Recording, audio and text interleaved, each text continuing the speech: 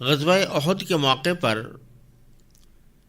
رسول کریم سرور دو عالم صلی اللہ علیہ وسلم کو جو چند صدمات پیش آئے اور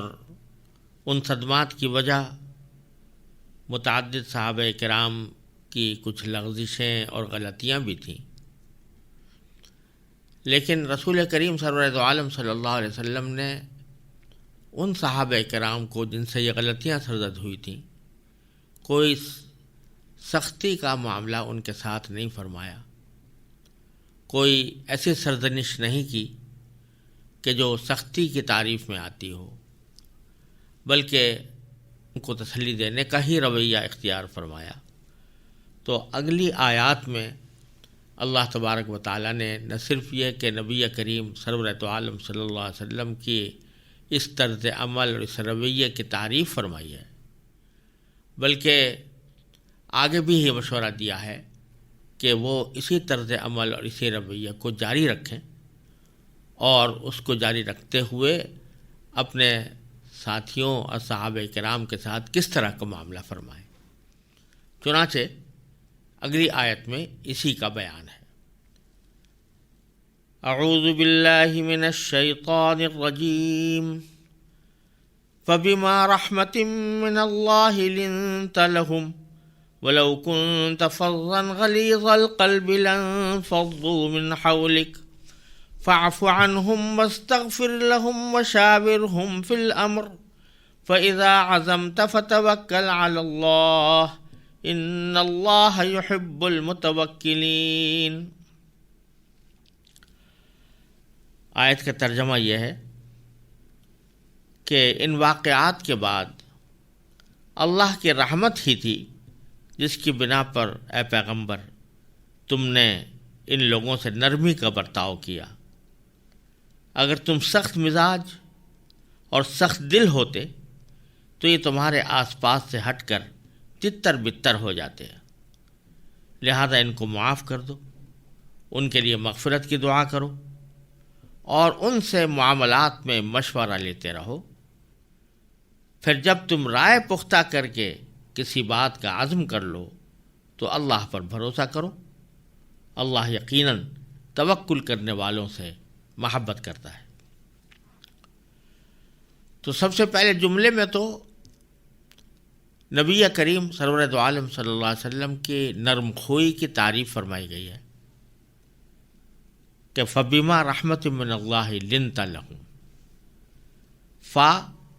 عربی زبان میں کسی واقعے کے نتیجے میں یا اس کے بعد آنے والے واقعے کو ظاہر کرنے کے لیے آتی ہے، تو فا سے یہاں مراد یہ ہے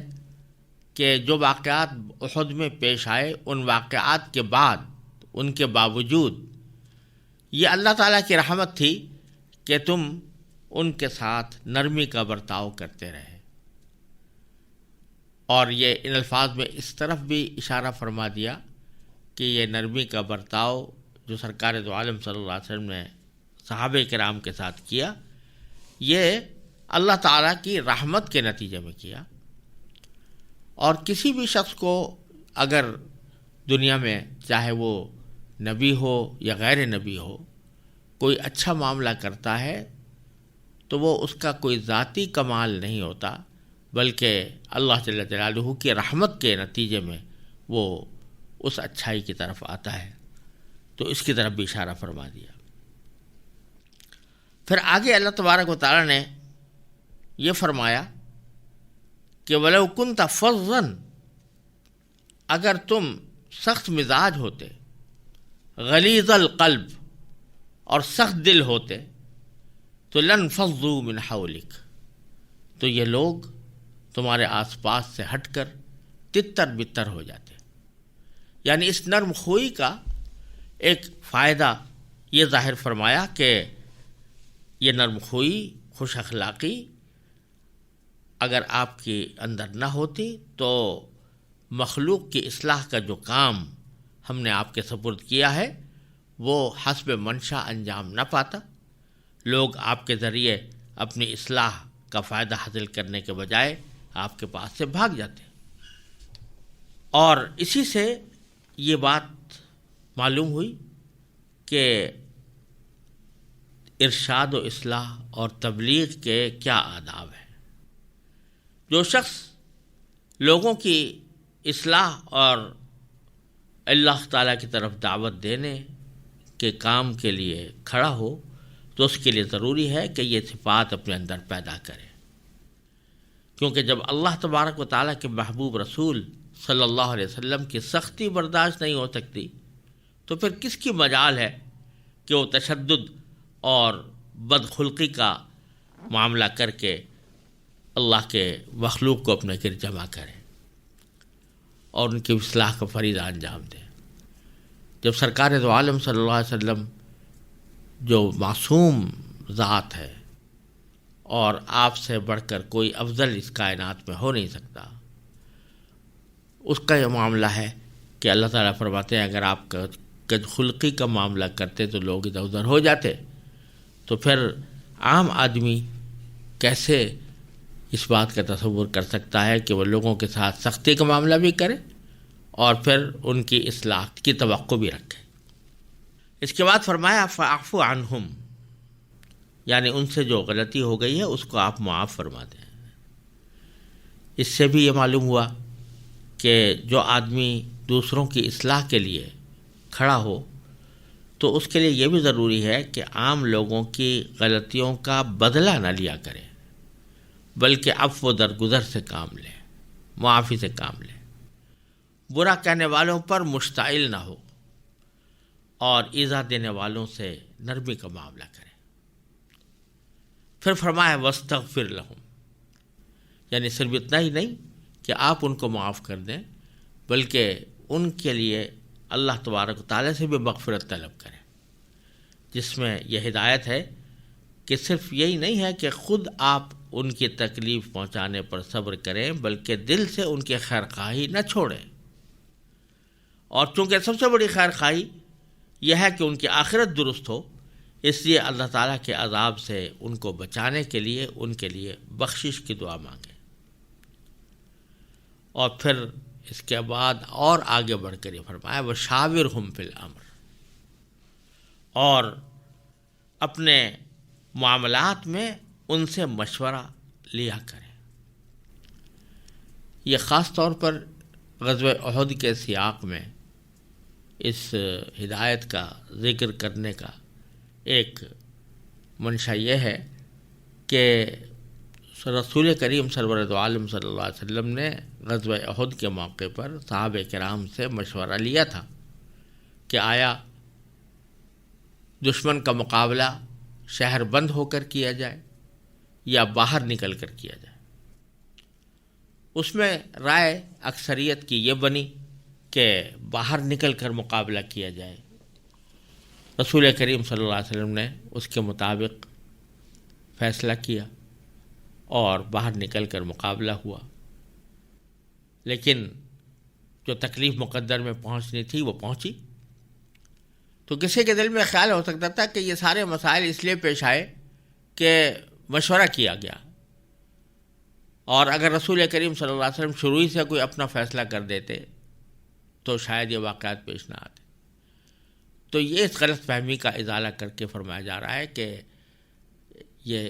ایسا نہیں ہوا کہ یہ غلطیاں یا یہ صدمے مشورے کی وجہ سے پیش آئے ہوں، اس کے اسباب تو کچھ اور تھے جو پہلے گزر چکے، لہذا آئندہ بھی مشورہ جاری رکھیں وشاورہم فی الامر۔ اور یہیں سے اسلامی سیاست کا ایک بہت بڑا اصول طے کر دیا گیا، اور وہ یہ ہے کہ جو بھی حکمران ہو اس کو اپنے معاملات چلانے کے لیے ضروری ہے کہ وہ لوگوں سے مشورہ کرے۔ اسی کو سورہ شورا کے اندر فرمایا گیا وَأَمْرُهُمْ شُورَىٰ بَيْنَهُمْ۔ یہ اللہ تبارک و تعالیٰ نے بتا دیا کہ مسلمانوں کے معاملات آپس کے مشورے سے طے ہوتے ہیں، اور یہی ایک اہم اصول ہے جس کی بنیاد پر اسلامی حکومت چلائی جاتی ہے۔ لہذا جو اسلامی حکومت کا حکمران ہو اس کے ذمے شرعاً واجب ہے کہ وہ لوگوں سے مشورہ کیا کرے۔ یہاں تک کہ فقہاء کرام نے یہ فرمایا ہے کہ اگر کوئی امام یعنی حکمران حکومتی معاملات میں مشورہ نہ کرے تو وہ اس کی وجہ سے معزولی کا مستحق ہے۔ اور اس کی واضح دلیل یہ ہے کہ جب رسول کریم صلی اللہ علیہ وسلم کو حکم دیا گیا کہ آپ دوسرے مسلمانوں سے مشورہ فرمائیں، حالانکہ آپ ہر طرح کے گناہوں سے معصوم تھے اور آپ کو وحی کے ذریعے بھی ہدایات ملتی تھیں، تو اس کے باوجود آپ کو مشورہ کرنے کا حکم دیا گیا۔ اس سے یہ بات بالکل واضح ہو جاتی ہے کہ بعد میں آنے والے حکمرانوں کو تو اور زیادہ اہمیت سے اس حکم پر عمل کرنا ضروری ہے۔ چنانچہ رسول کریم صلی اللہ علیہ وسلم کی عام عادت تھی کہ آپ اہم معاملات میں صحابہ کرام سے مشورہ فرمایا کرتے تھے۔ حضرت ابو ہریرہ رضی اللہ تعالیٰ عنہ فرماتے ہیں کہ ما رأیت احدا قط اکثر مشورۃ لاصحابہ من رسول اللہ صلی اللہ علیہ وسلم، یعنی میں نے رسول اللہ صلی اللہ علیہ وسلم سے زیادہ کسی کو اپنے ساتھیوں سے مشورہ کرنے والا نہیں دیکھا۔ یہ روایت مسند احمد میں مروی ہے۔ حافظ ابن کثیر رحمۃ اللہ علیہ نے مذکورہ آیت کی تفسیر میں ایسے بہت سے معاملات کا حوالہ دیا ہے جن میں آپ نے صحابہ کرام سے مشورہ فرمایا۔ البتہ شریعت کا ایک اصول یہ ہے کہ چند بنیادی احکام دینے کے بعد ان کی عملی تفصیلات کو ہر دور کے اہل حل و عقد پر چھوڑ دیا گیا ہے کہ اس کی تفصیلات وہ طے کر لیں۔ بنیادی طور پر ایک اصول بتا دیا جاتا ہے اور پھر اس کی جزوی تفصیلات ہر دور کے اپنے حالات کے مطابق اس دور کے اہل فکر پر چھوڑ دی جاتی ہیں۔ تو یہاں پر بھی شریعت نے شورا کا کوئی خاص طریقہ ہمیشہ کے لیے مقرر نہیں فرمایا۔ یہ نہیں فرمایا کہ اس مشورے کا طریقہ کار کیا ہو، کن لوگوں کو مشورے میں شامل کیا جائے، شورا کی حیثیت ترکیبی کیسے ہو، بلکہ یہ تفصیلات ہر دور کے اہل بصیرت پر چھوڑ دی گئی ہے کہ وہ اپنے اپنے حالات کو مد نظر رکھتے ہوئے ان باتوں کی تفصیلات طے کر سکتے ہیں۔ لہذا اس شورا کا کوئی خاص ڈھانچہ شرعاً ضروری اور واجب نہیں ہے کہ اس کے لیے باقاعدہ کوئی کمیٹی یا باضابطہ کوئی اسمبلی ہو اور اس کے ارکان متعین ہوں اور ہر معاملے میں انہی سے مشورہ کیا جائے۔ ہو سکتا ہے کہ کسی زمانے میں کوئی باقاعدہ منتخب مجلس شورا قائم کر لی جائے، اور یہ بھی ہو سکتا ہے کہ مجلس شورا متعین نہ ہو بلکہ امام یعنی حکمران اس دور کے اہل رائے لوگوں کا انتخاب کر کے ان سے مشورہ کر لے۔ اور یہ بھی ممکن ہے کہ کبھی کچھ لوگوں کو جمع کر کے ان سے مشورہ کر لے اور کبھی دوسروں سے مشورہ کر لے۔ اور یہ بھی ہو سکتا ہے کہ لوگوں کی صلاحیتوں کے لحاظ سے ایک معاملے میں کسی ایک گروہ سے مشورہ کیا اور دوسرے معاملے میں دوسرے فریق سے مشورہ کر لیا۔ رسول کریم صلی اللہ علیہ وسلم اور صحابہ کرام رضی اللہ تعالی عنہم کے تعامل میں خلافت راشدہ تک ایسا نہیں تھا کہ کوئی باقاعدہ باضابطہ مجلس شورا اس طرح بنائی گئی ہو جیسے آج کل اسمبلی کے ارکان باقاعدہ انتخاب سے مقرر کیے جاتے ہیں، بلکہ شورا کے اصول پر سادگی سے عمل کر لیا جاتا تھا، اور خلیفہ اہم حضرات سے مشورہ کر کے اس بات کا اطمینان کر لیتا تھا کہ جو بات مشورے سے طے ہوئی ہے وہ امت کے اجتماعی ضمیر کی نمائندگی کرتی ہو۔ لیکن بدلتے ہوئے حالات میں اس کا کوئی منظم ڈھانچہ مقرر کرنا مناسب ہو تو وہ بھی شورا کے وسیع مفہوم میں شامل ہے۔ اور یہی درحقیقت اسلام کے احکام سیاست کا حسن ہے کہ اس میں چند بنیادی اصول متعین فرما کر تفصیلات ہر دور کے اہل بصیرت پر چھوڑ دی ہیں۔ وجہ یہ ہے کہ اسلام کے احکام نہ کسی ایک خطے سے مخصوص ہے نہ کسی ایک زمانے سے، لہذا یہ مشاہدہ ہے کہ علاقوں قوموں کے مزاج زمانے کی تبدیلیوں کے مطابق مصلحت کے تقاضے بدلتے رہتے ہیں۔ چنانچہ کوئی معاشرہ ایسا ہو سکتا ہے جہاں شورا کا کوئی مخصوص ڈھانچہ بنانا ممکن نہ ہو یا مصلحت کا تقاضا نہ ہو، اور دوسری طرف یہ بھی ممکن ہے کہ کسی معاشرے میں شورا کے تصور کو اس طرح ڈھیلا ڈھالا چھوڑنے سے خرابیاں پیدا ہوں۔ اس لیے اسلامی شریعت نے یہ دروازہ کھلا رکھا ہے کہ ہر دور اور ہر خطے میں وہاں کی ضروریات اور مصلحتوں کے مطابق شورا کا طریقہ کار متعین کیا جا سکتا ہے۔ آج کے دور میں اگر شورا کے قاعدے کو بالکل ڈھیلا ڈھالا چھوڑ دیا جائے اور امیر کے ثوابدید پر رکھا جائے کہ وہ کس سے اور کس حد تک مشورہ کرے، تو اس میں بہت سے مفاسد کا اندیشہ ہے۔ اس لیے بظاہر اس دور میں ایک باقاعدہ مجلس شورا کا تعین ہی مناسب ہے۔ آگے اللہ تبارک و تعالیٰ فرماتے ہیں فَإِذَا عَزَمْتَ فَتَوَكَّلْ عَلَى اللَّهِ، یعنی جب مشورے کے بعد تم کسی بات کا پختہ ارادہ کر لو تو پھر اللہ پر بھروسہ کر کے اس پر عمل کرو۔ یہاں یہ مسئلہ زیر بحث آتا ہے کہ شورا کی قرآن کریم کی اس آیت کی روشنی میں حیثیت کیا ہے اور اس کے کیا اختیارات ہیں۔ یعنی اگر اہل شورا خلیفہ کو یا امیر مملکت کو کوئی متعین مشورہ دیں تو امام کے ذمے یعنی حکمران کے ذمے اسے قبول کرنا لازم ہے یا نہیں۔ دوسرے الفاظ میں اہل شورا کا قول یا ان کا کوئی فیصلہ حکمران کے ذمے واجب التعمیل ہے یا نہیں۔ اور اگر کسی موقع پر ایسا ہو کہ اہل شورا کا ایک مسئلے پر اتفاق ہو یا اکثریت کا اتفاق ہو اور خود حکمران کی اپنی رائے اس کے خلاف ہو، تو اس صورت میں وہ اہل شورا کے قول پر عمل کرے گا یا اپنی رائے پر عمل کرے گا۔ یہ مسئلہ بڑا اہم ہے اور اس میں فقہاء کرام کی اور اسلامی سیاست کے مفکرین کی رائے بھی مختلف رہی ہیں۔ زیادہ تر حضرات کا رجحان اس طرف ہے اور بظاہر قرآن کریم کے الفاظ سے بھی وہی بات زیادہ قرین قیاس معلوم ہوتی ہے کہ وہ امیر جو بہت سی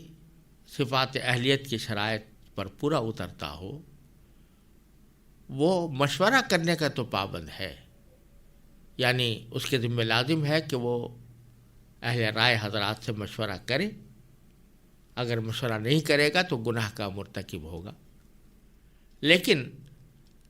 جب اہل شورا کی باتیں سن لے اور ان سب کے دلائل پر مطلع ہو جائے تو اس کے بعد آخری فیصلہ اسی امیر کا ہے۔ لہذا اگر فرض کرو کہ تمام شورا کے افراد کی آراء اور ان کے دلائل سننے کے بعد امیر یہ سمجھے کہ یہ جو فیصلہ کیا جا رہا ہے یا جو رائے دی جا رہی ہے شورا کی طرف سے وہ درست نہیں ہے اور امت کے مفاد میں نہیں ہے، تو وہ اس کے خلاف بھی عمل کر سکتا ہے اور اس کو پھر اللہ پر بھروسہ کر کے اپنا عمل کرنا چاہیے۔ اور دوسری بات حضرات کا کہنا یہ ہے کہ نہیں، شورا کا تو مطلب ہی یہ ہے کہ جب امام کو پابند کیا گیا ہے کہ وہ شورا سے مشورہ لے، تو اگر وہ کوئی مشورہ دے رہی ہے، متفقہ طور پر دے رہی ہے، تو پھر حکمران کو اس کی خلاف ورزی نہیں کرنی چاہیے۔ دونوں قسم کے موقف اپنے اپنی جگہ پر بیان کیے گئے ہیں اور دونوں کے پاس کچھ دلائل بھی ہیں، لیکن قرآن کریم کے اسلوب اور رسول کریم صلی اللہ علیہ وسلم کے طرز عمل اور خلافت راشدہ کے طرز عمل کو مد نظر رکھ کے جو بات نظر آتی ہے وہ یہ کہ اصل بات تو یہی ہے کہ امیر پر شورا کے فیصلے کی پابندی لازم نہیں، اس لیے کہ لفظ شورا یا مشورہ بذات خود اس بات پر دلالت کرتا ہے کہ مشیر کا قول مشورہ لینے پر لازم نہ ہو۔ مشورے کا تو مطلب یہ ہوتا ہے کہ دوسرے سے ایک رہنمائی حاصل کر لی گئی، اس کی رائے معلوم کر لی گئی، لیکن جب کوئی کسی سے مشورہ لیتا ہے تو مشورہ لینے کے بعد یہ لازم نہیں ہو جاتا کہ دوسرا جو مشورہ دے اس پر ضرور ہی عمل کرے۔ اور حضرت مولانا اشرف علی صاحب تھانوی رحمۃ اللہ علیہ نے اس مسئلے کا ذکر کرتے ہوئے فرمایا کہ یہ ایسی واضح بات ہے جس کو حضرت بریرہ رضی اللہ تعالیٰ عنہ جیسی کنیز بھی سمجھ گئی تھی۔ جب انہیں آزادی ملنے کی وجہ سے یہ اختیار ملا کہ وہ اپنے شوہر سے اپنا نکاح قائم رکھیں یا ختم کر دیں، تو حضور اقدس صلی اللہ علیہ وسلم نے انہیں مشورہ دیا کہ وہ نکاح قائم رکھیں۔ اس پر انہوں نے حضور اقدس صلی اللہ علیہ وسلم سے پوچھا کہ اتأمرونی، کیا آپ مجھے حکم دے رہے ہیں؟ مطلب یہ تھا کہ اگر حکم ہے تو سر آنکھوں پر، اور اگر مشورہ ہے تو مجھے اختیار ہوگا کہ چاہوں تو اس کو قبول کروں چاہے نہ کروں۔ اس پر آپ نے ارشاد فرمایا انما انا شافع، کہ نہیں میں تو صرف سفارش کر رہا ہوں، کوئی حکم نہیں دے رہا۔ اس پر حضرت بریرہ نے فرمایا لا حاجت لی فی، یعنی اب مجھے ان شوہر کی ضرورت نہیں ہے، یعنی میں یہ سفارش یا مشورہ قبول نہیں کرتی۔ اور جب انہوں نے سفارش قبول نہیں کی تو اس پر سرکار دو عالم صلی اللہ علیہ وسلم نے بھی کوئی نکیر نہیں فرمائی کہ ابھی تم نے میرا مشورہ کیوں قبول نہیں کیا۔ تو مشورے کی تو طبیعت ہی یہ ہے کہ اس کی پابندی مشورہ کرنے والے پر لازم نہ ہو، اور قرآن کریم میں امیر کو مشورے ہی کا حکم دیا گیا ہے۔ لہذا اصل حکم یہی ہونا چاہیے کہ شورا کا مشورہ مشورے ہی کے درجے میں رہے، اور امیر اس کے بعد دلائل کی روشنی میں فیصلہ کرے۔ لیکن یہاں یہ بات سمجھ لینی چاہیے کہ یہ بات کسی ایسے جمہوری حکمران کے بارے میں نہیں کہی جا رہی جو کسی قسم کی صفات اہلیت کو مد نظر رکھے بغیر صرف ووٹوں کی اکثریت کی بنیاد پر بسر اقتدار آ گیا ہو۔ یہ بات اس امیر کے بارے میں کہی جا رہی ہے جس کے انتخاب میں صفات اہلیت کو سب سے پہلے مد نظر رکھا گیا ہو، کیونکہ یہ بات اسلامی خلیفہ کی ہو رہی ہے، کسی سیکولر جمہوری حکمران کی نہیں۔ لہذا پہلا نقطہ تو یہ ہے کہ یہ اختیار کہ وہ شورا کے خلاف کوئی فیصلہ کر سکے صرف اس حکمران کو حاصل ہو سکتا ہے جو ان تمام صفات کا حامل ہو جو ایک خلیفہ کے لیے یا امیر حکومت کے لیے شرعاً مقرر ہیں، اور جس کو تمام امت کے اہل حل و عقد نے منتخب کیا ہو اور اس بات کا اعتراف کیا ہو کہ یہ ایسے فیصلے کرنے کی صلاحیت رکھتا ہے۔ دوسری بات یہ ہے کہ اسلامی حکمران کی حکومت ایک بادشاہ کی طرح مطلق العنان حکومت نہیں ہوتی جس کی زبان ہی قانون بن جائے، بلکہ وہ ان الحکم الا للہ کے تحت حکومت کر رہا ہوتا ہے۔ لہذا وہ شریعت کے تمام احکام کا تو پہلے ہی پابند ہے، قرآن و سنت اور اجماع امت کا پہلے ہی پابند ہے۔ لہذا وہ جو کوئی فیصلہ کرے گا اس پر یہ روک تو پہلے ہی سے عائد ہے کہ وہ قرآن و سنت کے خلاف نہ جائے۔ اسی میں یہ بات بھی داخل ہے کہ وہ انصاف کا پورا لحاظ رکھے، اور اگر اس کے خلاف کرے گا تو اول تو اللہ تعالیٰ کی معصیت میں اس کا کوئی حکم قابل قبول نہیں، اس لیے اس کو عدالت کے ذریعے بھی ختم کرایا جا سکتا ہے، اور اگر پھر بھی وہ راہ راست پر نہ آئے تو فسق کا مرتکب ہونے کی بنا پر وہ معذوری کا مستحق ہے۔ لہذا شورا کا پابند نہ ہونے کا مطلب یہ نہیں ہے کہ اس کو غیر محدود اختیارات مل گئے اور وہ بالکل مطلق العنان ہو گیا ہے،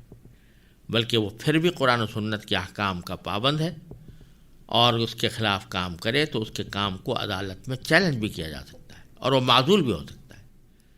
لہذا اب جو شورا کا کام ہے وہ اس دائرے میں ہے جو مباحات کا دائرہ ہے۔ اس دائرے میں اگر وہ تمام اہل شورا سے مشورہ کرنے اور تمام حالات کے سامنے آ جانے کے بعد کوئی ایک موقف اختیار کر لیتا ہے تو اس میں وہ مطلق العنانی پیدا نہیں ہو سکتی جو بادشاہوں کے طریقے میں ہوا کرتی ہے۔ ایک اور عظیم نقطہ یہ ہے کہ امام کا فرض ہے کہ وہ مشورہ ضرور کرے اور مجلس شورا میں خود موجود ہو تاکہ تمام آراء کو غیر جانبداری سے دلائل کے ساتھ سنیں اور اس کے بعد پھر کسی نتیجے پر پہنچے۔ یہ بات درست نہیں ہے کہ مجلس شورا کہیں اور بیٹھی ہو اور امیر صاحب اس میں موجود نہ ہوں، اور جب شورا کی رائے آئے تو وہ تمام آراء کے دلائل سنے بغیر اس کے خلاف کوئی فیصلہ کر دیں۔ لہذا ان نکات کے تابع اصل حکم تو یہی ہے کہ ایسے امیر کو جو تمام ضروری صفات کا حامل ہو شورا کے خلاف فیصلہ کرنے کا حق بھی حاصل ہے۔ البتہ بعض حالات ایسے ہو سکتے ہیں جن میں امیر کو یا خلیفہ کو کسی خاص دائرے میں شورا کے فیصلوں کا پابند کیا جائے۔ اس کی وجہ یہ ہے کہ ایسی صفات کا حامل امیر ملنا بھی بہت مشکل ہوتا ہے جو تمام شرائط کا پوری طرح جامع ہو۔ زمانے کے انحطاط کی وجہ سے بعض شرائط میں نرمی برتنا ضروری ہو جاتا ہے، لہذا اگر امیر کی شرائط میں زمانے کے تغیر کے بنا پر کوئی نرمی برتی گئی ہے تو ایسے نچلے معیار پر کسی امیر کو منتخب کرنے کے بعد اس کو اتنا بڑا مقام دے دینا کہ وہ شورا کے فیصلوں کی خلاف ورزی کر سکے، اس سے مفاسد پیدا ہونے کا اندیشہ ہے۔ لہذا اگر ان حالات میں یہ کہا جائے کہ ایسا امیر اہل شورا کی رائے کو بالکل ہی رد نہیں کر سکتا تو یہ بھی کوئی شریعت کے خلاف نہیں ہوگا۔ اور اس آیت کے اندر ایک آخری بات یہ ہے کہ جو فرمایا گیا کہ جو بھی ارادہ کرو اس چاہے وہ مشورے کے مطابق ہی ارادہ کیا گیا ہو یا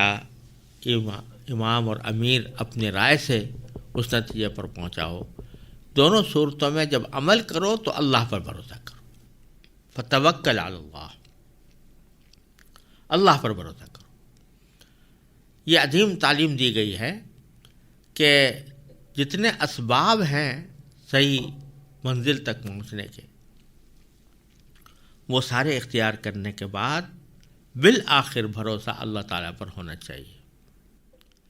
ایک طرف تعلیم یہ بھی دی گئی ہے کہ اسباب اختیار کرو، جو اسباب کسی مقصد تک پہنچانے والے ہیں ان کو اختیار کرنا بھی شریعت ہی کا حکم ہے، لیکن بھروسہ ان اسباب پر نہیں ہونا چاہیے۔ بھروسہ اللہ جل جلالہ کی مشیت، اللہ تبارک و تعالیٰ کی قدرت، اس کی رحمت پر ہونا چاہیے کہ ہم نے یہ اسباب تو اختیار کر لیے لیکن اس کا نتیجہ یہ اللہ تعالیٰ کے اختیار میں ہے، لہذا ہم اسی پر بھروسہ کرتے ہیں کہ وہ ہماری ان تدبیروں کو کامیاب بنائے۔ مثلا سارا کچھ مشورہ کرنے کے بعد فرض کیجئے کہ طے کر لیا گیا کہ جو دشمن حملہ آور ہو رہا ہے اس کا مقابلہ باہر نکل کر کیا جائے، فیصلہ تو کر لیا اور بظاہر حالات جو اپنے مناسب صورت تھی اس کو اختیار کر لیا گیا، لیکن اس صورت کو کامیاب بنانا کس درجہ وہ کامیاب ہوگی یہ سارا اللہ تعالیٰ کے قبضہ قدرت میں ہے، لہذا اللہ پر بھروسہ کرنا چاہیے اور اللہ ہی سے طلب کرنا چاہیے، دعا کرنی چاہیے کہ ہماری اس تدبیر کو اللہ تعالیٰ کامیاب فرمائے۔ اور پھر اسی کو مزید مؤکد کرنے کے لیے فرمایا ان اللہ یحب المتوکلین، یقیناً اللہ توکل کرنے والوں سے محبت کرتا ہے۔ توکل کرنے کا معنی وہی ہے کہ اسباب کو اختیار کرنے کے بعد اللہ تعالیٰ کی رحمت اور اس کی قدرت پر بھروسہ رکھا جائے کہ میری اس تدبیر میں وہ کامیابی عطا فرمائیں گے۔